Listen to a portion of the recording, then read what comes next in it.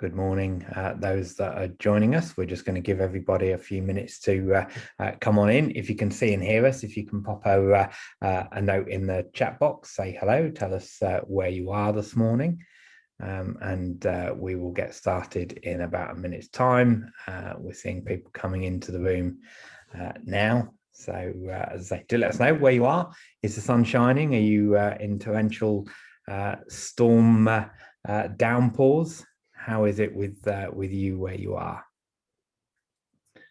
And a really fascinating session we've got for you this morning. I've had the chance to look through George's slides, and there's some fascinating stats that we're going to be sharing and giving you some thoughts and ideas on how you can overcome some of the challenges of email this morning. So we've got one from South Africa. Blue skies, marvelous. Excellent. Thank you very much for that. So at least one person can see and hear us, George. So we're okay. Good start here. Oh, and somebody's popped something in Q&A as well. Patrick, yeah, very dull. Yeah, that sounds more like UK weather right now. Patrick, thanks for that. Right, we've got people still pouring in, but we're going to get underway. So let me just get a screen shared here for us, and we will be good to go. So good morning, everybody. Thank you for joining us for this App Advisory Plus webinar, App of the Month webinar with SmartVault today.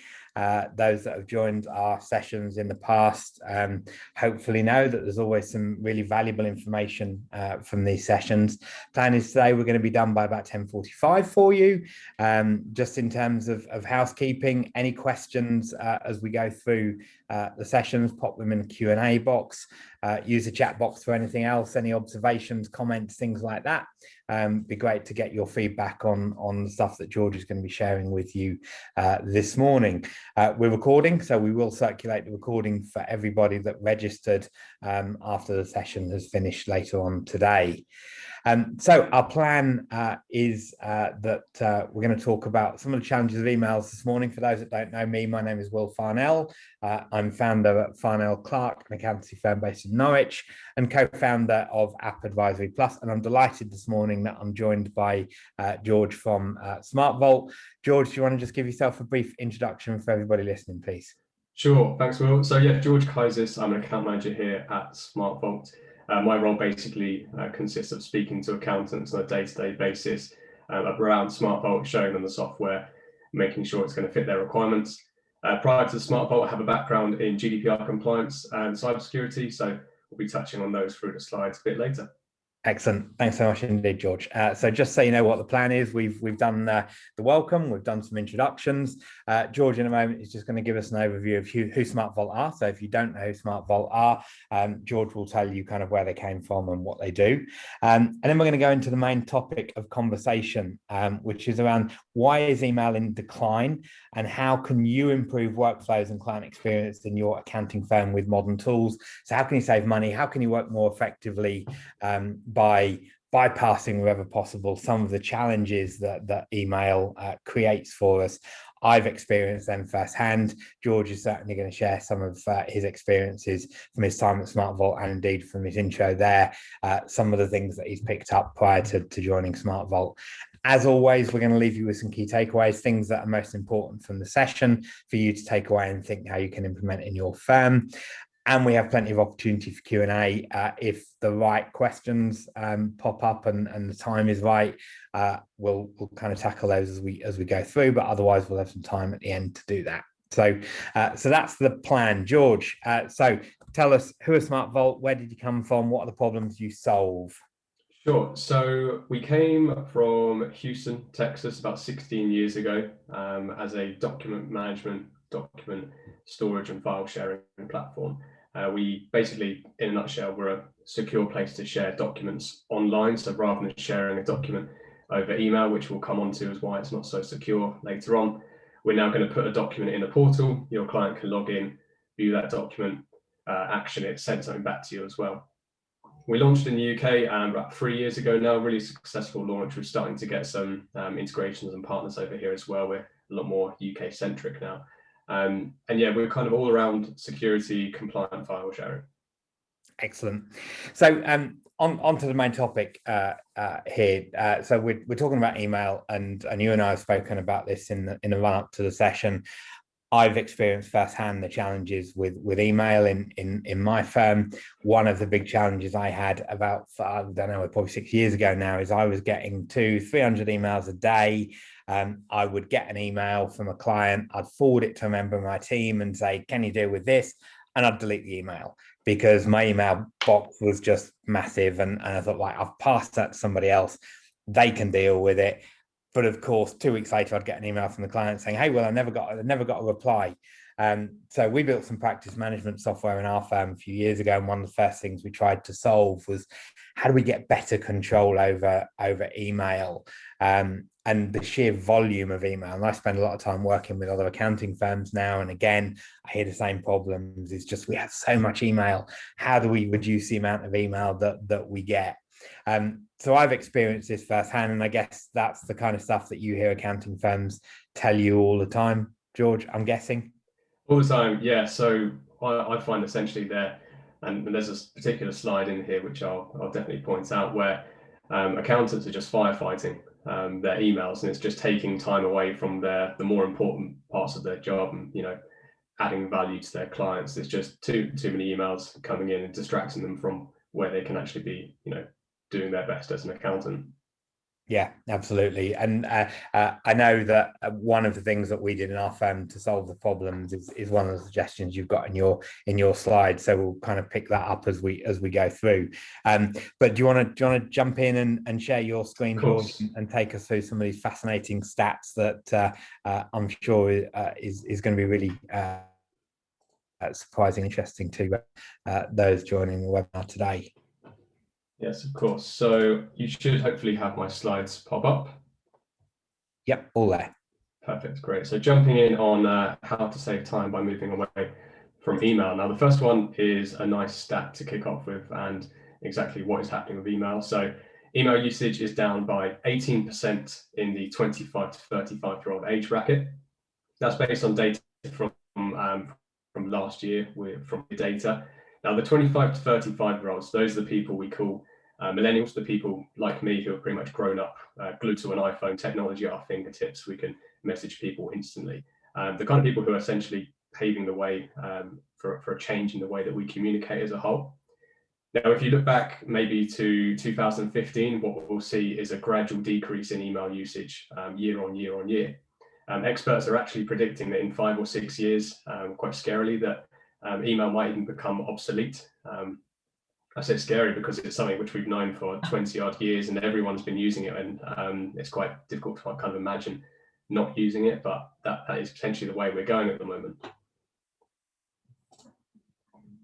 So why is this happening? And the single biggest factor is the introduction of messaging apps. So those are the things which you've got on your phone, like WhatsApp, iMessage, Facebook Message. You've got the business productivity tools like Slack, Microsoft Teams, I think you used, Will, you mentioned the other day. Yep. So that things like those where you can essentially, rather than email, you can just quickly ping a message to someone. This graph is showing you who is using email versus messaging apps. And if we look at the 45 plus age category, both email and messaging are kind of being used a similar amount, it's just slightly in favor of email. As we go down a few years, we've got the people that are using messaging apps far more than email. And the main one to think about is the 13 to 24-year-olds, where they're barely touching email. I know this age category probably doesn't mean a lot to the accountants right now, but if you look in 10 years' time, these people are going to be the ones who are running businesses. Before then, they're going to need accountants and bookkeepers, and they're pretty much going to become your clients. So if we're still stuck using email, which this graph suggests doesn't meet their requirements, we're slightly behind the times, and we need to kind of get ahead of the curve there.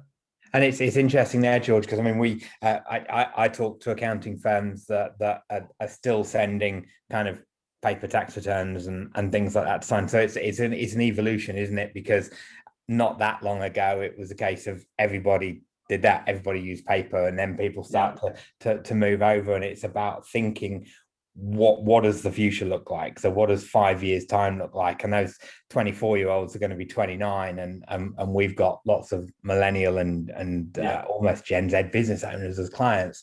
So we've got to be prepared for this shift, haven't we? And this kind of highlights that really nice.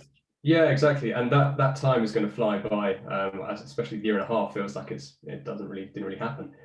So yeah, before we know it, we're going to be at that stage where those people are going to be our clients, and they're going to be expecting us to use something different than email to communicate with them. Yeah, absolutely. So how is technology developing? In this case, not developing, I'd say. So Outlook was actually written 25 years ago by Microsoft. And if you just think about those 25 years, especially in comparison to some of the accounting software that you use, in those 25 years, the core functionality hasn't really changed.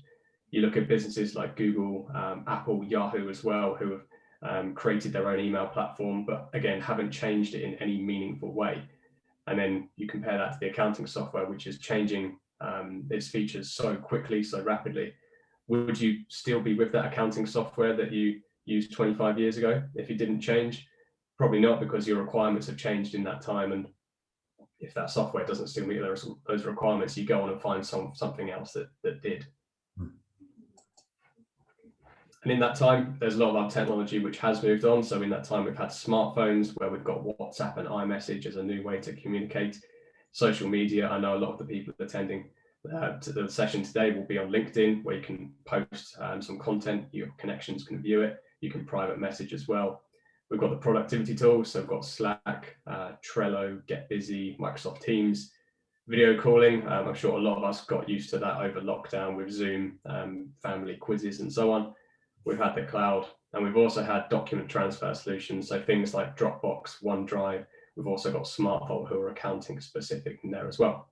Yeah, and it may be that we don't answer the challenge on this session, but clearly when you look at that, I guess the benefit that we have with email right now is we've now got the ability to kind of capture emails and things, yes. And that's the next challenge, I guess. How do we manage these multiple communication channels in terms of ensuring that we don't miss stuff and everything else? So all of this is not without its challenges. You may have some answers to that, but I'm not going to take us off track at the moment. But certainly, I'm sure people that are watching this are looking at that, thinking, "Yeah, this is great." Our challenge is how do we capture those iMessage and WhatsApp and Facebook messages and so on, and it's about understanding what the technology does to help us do that effectively. But that, as I say, that's a sideline. Crack on, George. Sure, definitely. So at some point along the line, email, I'd say, basically went from being a solution to becoming the problem. And this is one of the slides I was talking about earlier. So the average office worker will receive 121 emails a day. That's one every 3.5 minutes. And for Will, you said 300, so even less than that. So to me, I said, it kind of feels like you're firefighting. So by the time you've got that first email in your inbox, you've got to read it. Potentially there's an attachment which you need to file away. Then you've got to respond to it. Maybe you've got to attach something else. All of that, by the time that has happened, you've actually sent off the reply. You've probably had another email come in, and the process just keeps repeating itself all day. So at what point do you stop becoming someone who just focuses on email to actually becoming the accountant? So again, obviously, if we can move away from email, save a bit of time, focus on the more important stuff. And I wonder how many of those emails, those really irritating ones where people just reply and say thanks. Yes, exactly. Yeah. Quite a few, I'm sure. So email has now taken over, and I find this stat hideous. In a 40-year career, you'll receive over 1 million emails. And at the end of my career, I plan to remember absolutely none of them. And internal emails will account for 70% of those. So just rather than your clients, you've just got someone on the other side of the office who, rather than, I guess, getting out of their chair and coming over to chat with you, they're sending you an email, which is going to be clogging up your inbox, taking away the important stuff from your clients as well. Now, the main issue I have with email, and I'm extremely guilty of this, is that you can have emails on any device, which means you can get emails at any time, wherever you are. And when you've got those mobile notifications switched on, let's say you've just finished work, you've gone home, you're at a meal with your family, you're out with your mates, if you have that notification come through and it's work related, suddenly in your downtime, you're back into work mode. And it just poses the question, when do you actually get to switch off? When do you get that downtime to recharge, go again the next day, if those emails are constantly coming through? Yeah, that internal email stat was really the key thing for us as a firm, that a huge amount was that kind of office banter type stuff. And I know you've got some suggestions in here, but one of the best things we did was move to at the time a product called FlowDoc, which we then moved to Slack, and we now moved to Teams. But just taking out 70% of your email in one foul swoop by implementing an internal messaging service was huge. And I'm sure you've got more to say on that, but that's just an observation from my firm's experience, and one of the bits of advice I regularly give to firms that I work with: get a messaging system in place to just remove that internal email system. Yeah, exactly that. And we use Slack internally at SmartVault, and you just imagine if those messages were coming through on email, it would be so kind of clogged up, and your inbox, you'd maybe just go for a mass delete, accidentally delete the wrong thing. And it's nice to kind of separate them and have them on separate channels, I'd say. Yes. Yeah. So my kind of favorite bit of talking about email is security. As I said, I do have a background here, and as I go into these slides, I'll just remind you, probably a lot of you don't know, that 98% of cybersecurity breaches, they originate through the email. So obviously, if we can reduce our exposure to email, we reduce our exposure to all those threats out there. So a quick real life scenario, and quite a lot of you might remember this. So in 2013, Yahoo, massive company, email platform, they incurred a cybersecurity breach, which at the time, and I'm pretty sure still is, the largest breach in world history. So they lost 3 billion personal records, including email addresses also being leaked. Now, at the time, they would have incurred a huge, probably loss of earnings, massive hit to their brand reputation. But this was at a time when GDPR fines weren't actually in play. So if you look at nowadays, since I think 2015, when it came into play, 2017, then you would have had the GDPR fine on top of all of that damage which originally occurred. So if we can avoid it, superb. And there's also a lot of accounting and bookkeeping practice which just haven't had the resources to pick themselves back up again after a security breach. Maybe they don't have the financial resources there, or they're just maybe fearful of getting hacked again after all that work has gone into building up the practice, and one simple hack can take them down. So why is email so risky? Now, these are basically a few of the ways how you can get hacked over email. The first one, this one isn't really a hack, it's just kind of liable to GDPR. So it's human error, and I've done this quite a few times. It's emailing the wrong person. So you maybe type out the email body, and then you maybe you've got two Bobs in your email address, and then you put in the wrong one. And then it's okay if it's just an email body like, hi, how's your weekend? But if it comes to a point where you've got some sensitive, an attachment which you're sending, which has got some sensitive data on there, that's when you're liable to a fine from GDPR. Phishing emails, I'm sure everyone here gets phishing emails on a daily basis. I know I do. This is where you've got a hacker, quite often called a script kiddie, which is this little kid in his parents' attic, just typing out a load of code and then sending out mass emails, pretending to be someone that he's not. So an example, I get an email from Apple quite often. Well, it's not Apple, but they're pretending that I've downloaded an app for £5, and it's asking me, did I actually pay £5 for this? I click on the link to get a refund. That link has got some malicious code on there, which will, take some of my data away or encrypt it. Another one, you might receive an email saying you've been selected to win £100, and then click on this link to claim. And if it's too good to be true, just don't go clicking.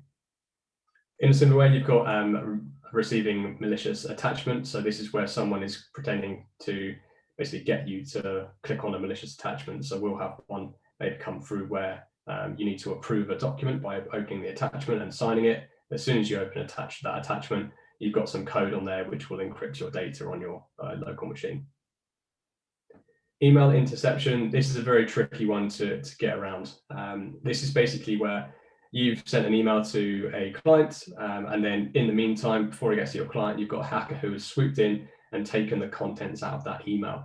And it might feel like it's not your fault because emails get sent every day, but you are liable for that. So the best thing we can do is just take away sharing documents from email. So use an online file sharing platform, off the top of my head, SmartVault. And then you also have, at the very least, if you're not doing that, you need to encrypt the email or password protect the attachment. So give some kind of challenge to the hacker when they're trying to take that data. And the final one, this is pretty much against all of our powers. It's just hackers targeting at the source, like Yahoo. So hackers will always go after big companies because they like the challenge of it. They like to get the brand, know that they've taken down one of the brand, the big brands as well. And obviously, there's going to be some quite lucrative incentive at the end of that. But that's very much out of our control.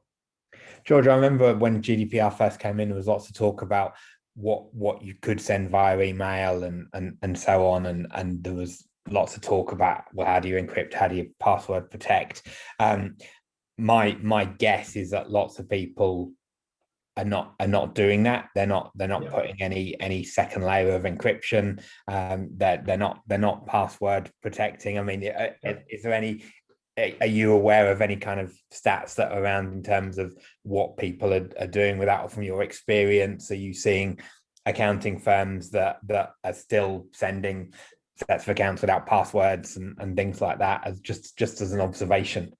Yeah, so obviously I speak to people on a daily basis, and I always ask them how they're currently storing and sharing information. And when it comes to sharing, that more often than not, they're saying by email. I'm saying, do you at least encrypt or password protect? And they say no. Yeah. And I think the reason is just because it's quite time consuming for them to type in a password, and then for their client on their end, obviously the accountant is always thinking about how their client is going to receive this document or the software they put in. And I think it can just be a bit time consuming for everyone involved to take a password, and obviously they're taking the risk, but I guess those people just don't think it's going to happen to them until it actually happens, where they get hacked, and then they start looking at alternatives.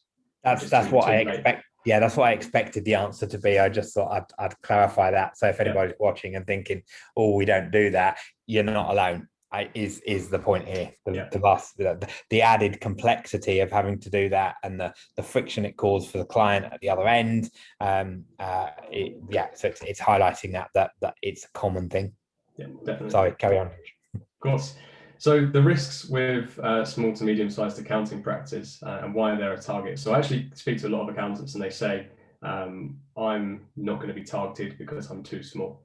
But it's exactly that mindset, and the hackers know that, which is why they go after you, because they probably think you haven't got the security posture in place. You don't know how to deal with all of their targeted attacks. Also, you hold financial data, which is immediately a really big win for them. And also, as we've just discussed, a lot of accountants tend to send documents through email. So it's a really easy way for them to actually get into your data. So in summary, we are pretty much receiving too many emails, which we've definitely covered. There's a lot of risks around in terms of sending and receiving emails over email, of course, and then there's not enough security around it. So some of the changes we can make. The first one is, as we've discussed, where was just implement chat messaging solutions. So I think it's, Teams you mentioned, which is immediately going to cut down on those internal emails and then save time at the end of the day for that. I think a really good one as well, which we use at SmartVault, is software called Calendly for arranging meetings. So it can usually take, I'd say, about 3 or 4 emails sometimes to actually arrange a meeting with someone. You're emailing someone your availability, it doesn't match up with theirs, so they'll email you back their availability, it might not match up with yours, and then it gets to a stage where it can become quite awkward as well. And eventually, with software like Calendly, you basically send the person you want to speak to a link, and that link will show your client your diary. So it will show you the available time slots. They choose a time slot, click OK, and then the meeting is booked out in both your diaries. So really quick way of saving on those emails there. I've had a few conversations with people about Calendly, and it's a really interesting one. I think we have to get to a point where there's almost a cultural shift, because I completely get the productivity savings from using a tool like Calendly. It's just, is it almost kind of impersonal? And I think that's where that culture shift is got to kind of be acceptable, that it's a logical, really sensible way of booking an appointment, rather than, hey, look, if you want to talk to me, book a slot in my calendar. Sure. It can kind of, you know what I mean? It can feel as though it's like, I don't really want to talk to you, but if you want to, then find a slot in my diary. And I think if we can get over that kind of Sure. perception, if it is a perception, it may just be me. I mean, I use Calendly because I get that it just makes a lot of sense from a productivity point of view. Yeah. But there is always that nagging thing, is like, well, are people going to be okay with it and stuff? So, Sure. but yeah, again, just me coming in with kind of observations and conversations that I have. But you're right. It takes 3 or 4 emails out, and it will integrate with your Zoom or whatever, and give people the Zoom link and everything else. It makes huge sense. Yeah, it does. I think to maybe combat that kind of coming across as fairly impersonal, you need to kind of just address it. So what I do is I'll basically say, I send my Calendly link. I won't just send it saying book a slot here, but I'll kind of dress it up saying, here's my availability, choose what suits you, and I'll speak to you then, that kind of stuff. But yeah, as I say, it really does help save on those emails, and eventually that time comes back to you at the end of the day. Yeah. So another change is just don't email documents. Obviously, we're speaking around security side of things, but 23% of emails have attachments, which under GDPR is something that you shouldn't be doing. If you are doing it, definitely encrypt those emails and password protect the documents at the very least. Also, this is such a key one as well. So filing an attachment can take quite long, maybe as long as replying to an actual email. So with document management solutions, all you're doing is putting that document straight away into the folder. Then your client accesses that folder online, rather than emailing. You then have to do the filing away yourself. So the legwork is now on you. Again, portals, which we've just covered there. And then you've got electronic signature as well. So at the moment, the process for a lot of you might be sending a document for approval. Your client has to download that document, print it off, sign it, scan it back in, upload it, go to your end. Maybe you've got to sign it again. With document e-signature platforms, you can just send it out through e-signature, through an email secure link. Your client opens it up, puts an electronic signature in there, and then it's done. So it's a real key time saver. One which a lot of you might use already or have heard of is DocuSign. Yeah, I'm sure that most of the people on this call are what I'd refer to as tech focused and tech advanced firms. But it's really important to highlight that they're in the minority. The vast majority of firms will still not be using this kind of technology. So it's almost a recognition for those firms that are watching this, that if you're doing this stuff, you're in the top performing firms utilizing this technology. The majority are not. So whilst it kind of might sound obvious to you, there's lots of people out there that are not making use of these tools and exposing themselves to risk. And for me, this kind of stuff is about delivering better experiences for clients. So it's really important that we recognize that element of this, rather than we're just solving a security problem or a productivity problem. Yeah, and speaking of those clients, I think any changes that you do put into place, make sure that you communicate those with your clients, because I think so many decisions that an accountant makes is driven by what their client will perceive it as. So is it going to be a positive change? Is it going to benefit them? Maybe at the start you might be thinking your clients won't like change, but eventually, I mean, there was once upon a time where email wasn't a thing and everyone had to adopt it. But you look at it now and it's the norm. So change will come. You've just got to make sure that your clients are on board with it, and eventually it's going to benefit both of you at the end of the day. Yeah. So onto the kind of SmartVault side now, and how we can actually help. And I have touched on this. So we've been, I think this slide needs updating, helping businesses for over 15 years now.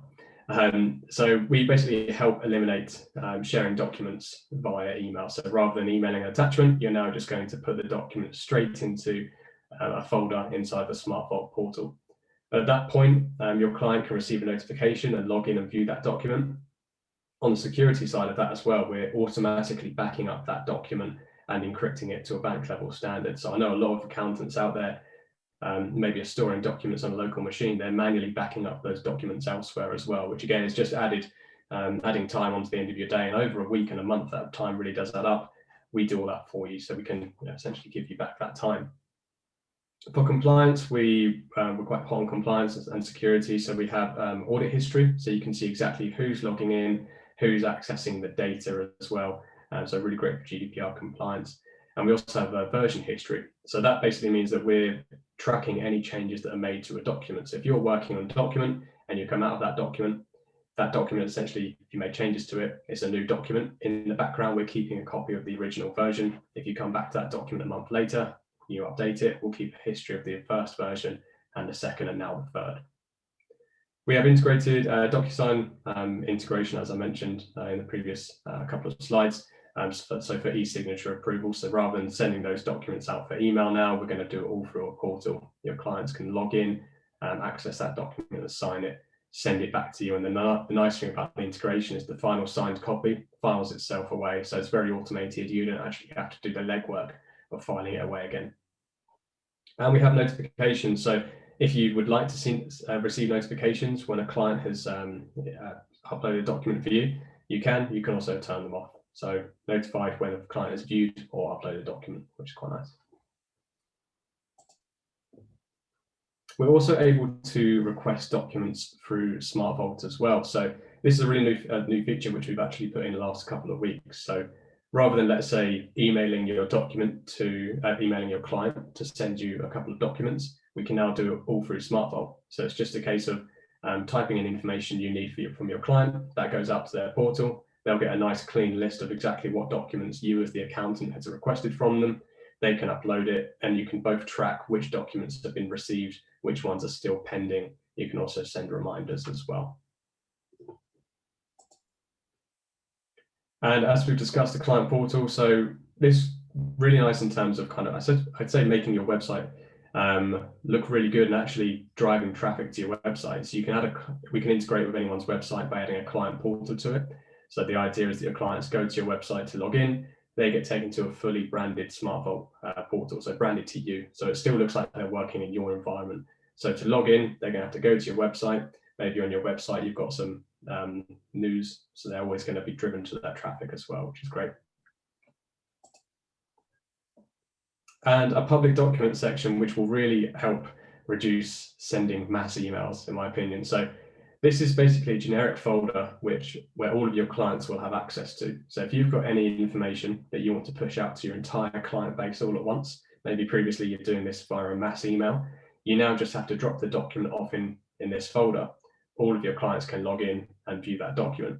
So really useful as kind of like a client library I've got here terms, conditions, privacy policies, newsletters. Over the past year, a lot of our clients use this folder to share updates on COVID as well. A few of our integrations as well. I'm sure a lot of you will use these systems. So some of our key ones are Outlook for email. So we actually can capture emails. So any email that is being received from a client, you can now automatically capture that email and put it into SmartVault. So if you want to delete it in Outlook just to tidy up your inbox, you will know that that email is going to be stored away in SmartVault for your own future reference. So that could come in handy for you, Will, where you mentioned right at the start that email that you came in and you deleted it, and then the client 2 weeks later you wanted to know. So you've always got that there in the background. And this, just to kind of give you an illustration of exactly what we do, as I've kind of discussed, any document can go in there. So it could be for your own internal storage, so for you and your clients to share documents amongst yourselves. But again, you can also share documents through SmartVault with your clients, and a few of our key features at the bottom, which I've spoken about. Excellent. Cool. And that does pretty much finish it for the slides there, Will. Excellent, great. So if you want to stop sharing your screen for a moment, George, I'll pull up my my screen. If anybody's got any questions, do pop them in the Q&A box. We've got one there that we're waiting on, so we'll come to that in just a moment. But in terms of key takeaways, I think it's really important that we kind of highlight the key points from the session here. Number one is my biggest takeaway for all of you. If you're not using Slack, Microsoft Teams, something like that internally. They're incredibly flexible. They give you the ability to set up channels. So if you've got individual teams, they can have their own channel. You can share all of those kind of, you remember the round robin emails, all of those kind of things just disappear overnight. And as George pointed out, 70% of email is internal. So 70% of the email in your mailbox, if you're not using these tools, can be removed in one go, which lets you really focus on the really important stuff that you need to deal with, that's client communication. So number one, utilize chat tools to minimize internal email.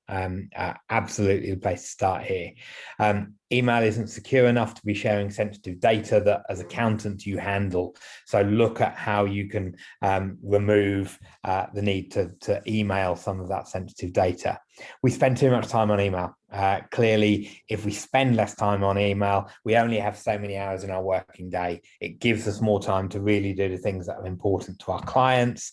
And finally, I'm sure that everybody listening to this is already using client portals of some description. If you're not, and the vast majority of firms out there that are not at the moment, look at how you can use portals to share documents securely, save you time, and increase the experience that you're delivering to your clients. So, George, some questions that are coming through here. Let me just pull this up. So question, I mean, I don't know that we have an answer for this. What about elderly clients who do not even have email? I know that in our firm, we can't have a few of those. Interestingly, though, my wife's 98-year-old grandma, who doesn't have email, talks to us by WhatsApp. So whilst they may not be using email in a regular way, that older generation are using tools to communicate with their family. So this is kind of almost the point we're making here, isn't it? That there are other tools, other mechanisms, other ways that we can engage with clients that perhaps don't get involved in doing email, but they use whatever it is that they get from to talk to their family. Equally, I guess sometimes we've just got to accept that there will be clients that we have to continue to do what we might have done 30 years ago and post them a tax return and get them to sign it. And there's not much we can do. Spot on. I think one of the key points to make about that is that it's around kind of education. If those people that are very stuck in their ways and you kind of know they're not going to make a shift to the way how you want to work, it's just a case of either kind of limiting the amount of clients in your practice that you're doing that with and trying to make it best for you as well. But remember that lockdown has actually changed a lot of people in the way that they use technology. I know my parents, my granddad as well, had never kind of been on a Zoom call before, and now they know how to use it. So I'm sure there's not still this generic view that the older generation don't know how to use technology. They probably do in some way or form. They're communicating with their family, they've used these applications. So just, I guess, talk to them and see if there is an improved way and you can deal with those clients. Yeah, and a really interesting question from Patrick here. Thanks, Patrick. One of the big problems I have is all the emails coming from suppliers. I won't mention the last point on that question because he suggests that we're as guilty as many. Hopefully we'll get lots of value, Patrick, from what we send. But I guess it's a real problem, isn't it? So many suppliers, so many people are still using email as a marketing tool. What I guess it's about firstly being selective. GDPR did lots to make sure that if we don't want to receive that stuff, but I guess it also means that businesses have got to up their game in terms of the quality of what they're sending in terms of marketing information. But I mean, you talk about email capture, and I know that was a big problem that we had to get over and think about when we look at email capture. It's so many people, while perhaps they shouldn't use work emails for personal emails, they just do.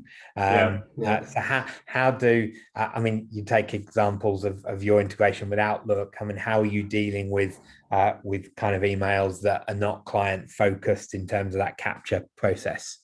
Sure. So how the actual capture works is I mean, inside SmartVault, you can set up a separate section for suppliers if you'd like to. So the actual integration works by connecting a SmartVault folder for that client with the email in Outlook that you're receiving that email from.